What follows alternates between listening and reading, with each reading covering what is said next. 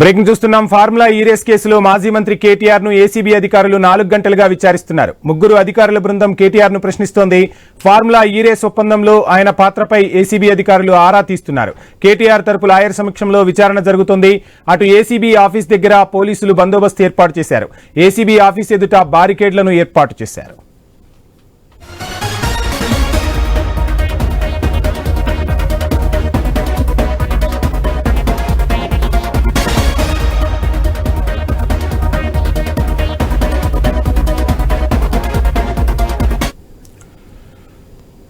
Formula ఈ race కేసులో మాజీ మంత్రి కేటీఆర్ ను ఏసీబీ అధికారులు 4 గంటలుగా విచారిస్తున్నట్లు తెలుస్తోంది. 3 అధికారుల బృందం కేటీఆర్ నైతే ప్రశ్నిస్తోంది. ఫార్ములా ఈ రేస్ ఒప్పందంలో ఆయన పాత్రపై ఏసీబీ అధికారులు ప్రధానంగా ఆరా తీస్తున్నారు. కేటీఆర్ తరపు లాయర్ సమక్షంలో విచారణ జరుగుతుంది. విచారణకు సంబంధించిన లేటెస్ట్ అప్డేట్స్ మా ఇన్పుట్ ఎడిటర్ శ్రీకాంత్ అందిస్తారు. శ్రీకాంత్, చూస్తున్న మొత్తంగా తీవ్ర ఉత్కంఠ ఉద్రిక్తత మధ్య ఈ విచారణ కొనసాగుతున్నట్టుగా తెలుస్తుంది. సుదీర్ఘంగా 4 గంటల నుంచి కేటీఆర్ పై ఏసీబీ అధికారులు ప్రశ్నల వర్షం కురిపిస్తున్నట్టుగా తెలుస్తుంది. అప్డేట్స్ ఏంటి? Vamshi, good afternoon. So formula ఈ కార్ రేస్ సంబంధించి BRS party working president KTR గత 4 గంటలుగా విచారణ ఎదుర్కొంటున్నారు. ఏసీబీ అధికారులు ఈ రోజు కేటీఆర్ ను విచారిస్తున్నారు. అయితే ఈ కేసులో ఈ ఫార్ములా రేస్ సంబంధించినటువంటి కేసులో A1 గా ఉన్నటువంటి కేటీఆర్ ను ఏసీబీ జాయింట్ డైరెక్టర్ రితురాజ్ తో పాటు DSP Sharma, case investigation officer ఎవరైతే మాజిద్ ఖాన్ ఉన్నారో ఆయన, సో వాళ్ళతో కూడినటువంటి బృందం విచారిస్తోంది.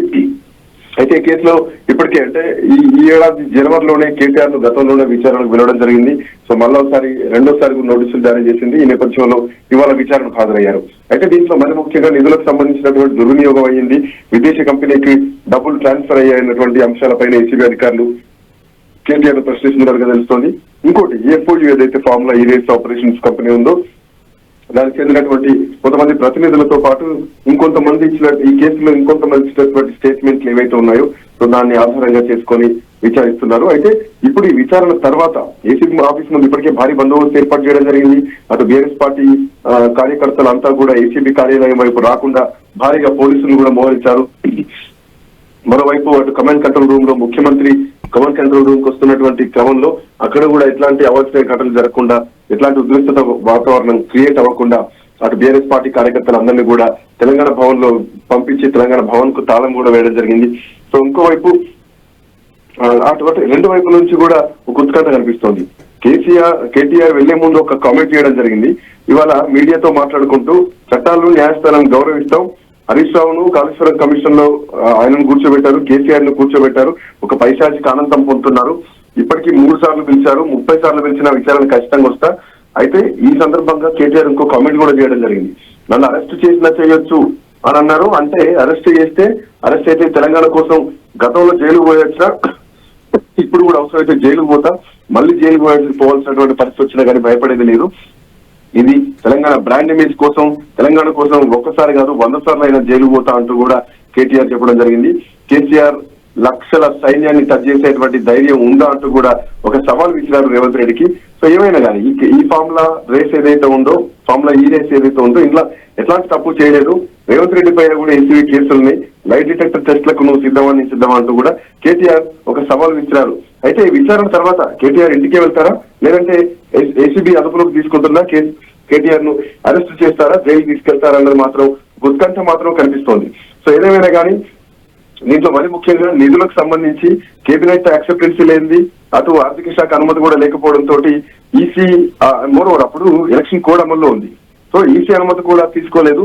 సో వీటన్నిటిపైన కూడా ప్రశ్నిస్తున్నట్టుగా తెలుస్తోంది. సో గ్రీన్ కో తప్పుకోవడం, ఎలక్టోరల్ బాండ్ల కొనుగోళ్ల ద్వారా బీఆర్ఎస్ కు వచ్చినటువంటి నిధులు ఏవైతున్నాయో వాటిపైన కూడా కీలకమైనటువంటి సమాచారం తీసుకునేటువంటి అవకాశం కనిపిస్తోంది.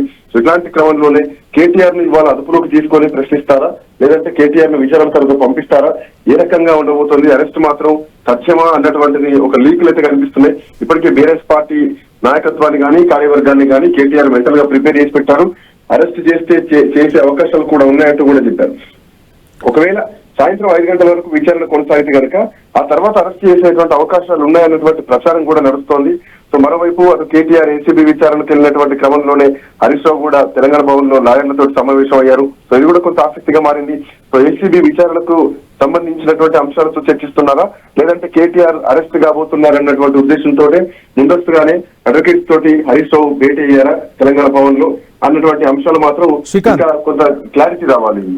శ్రీకాంత్, మీరు చెప్పినట్టుగా ముందు అంటే ఈ రోజు విచారణకు వెళ్లే ముందు కేటీఆర్ మాట్లాడిన మాటలు కానీ ఇప్పుడు హరీష్ రావు బీఆర్ఎస్ భవన్ వేదికగా లాయర్లతో జరుపుతున్న చర్చలు కానీ ఏది ఏమైనా ఒక ఫర్దర్ గా ఏసీబీ స్టెప్ తీసుకుంటే మాత్రం ఎటువంటి పరిణామాలు ఉండబోతున్నాయంటే ఇంకా ఈ కేసులో ఇంకా ఎవరినైనా విచారించాల్సిన ఉందా, లేదంటే దానకిషోర్ స్టేట్మెంట్ ఆధారంగానే ఈ రోజు కేసీఆర్ చుట్టూ ఉచ్చు బిగించే ప్రయత్నం ఏసీబీ చేస్తుందా, ఎలా చూడాలంటారు?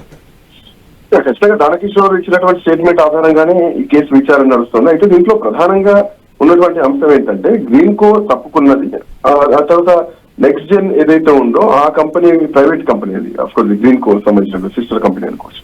సో కంపెనీ తప్పుకున్న తర్వాత డైరెక్ట్ గా ఫార్ములా ఈ రేస్ ఏదైతే ఉందో సో వాళ్ళు హెచ్ఎండిఏ తోటి ఒప్పందం కుదుర్చుకున్నారు. అంటే త్రైపాక్షిక ఒప్పందం నుంచి నెక్స్ట్ జెన్ వెళ్ళిపోవడం తోటి ఆ తర్వాత వీళ్ళు డైరెక్ట్ ప్రమోటర్ గా హెచ్ఎండిఏని ఇన్వాల్వ్ చేయడం జరిగింది.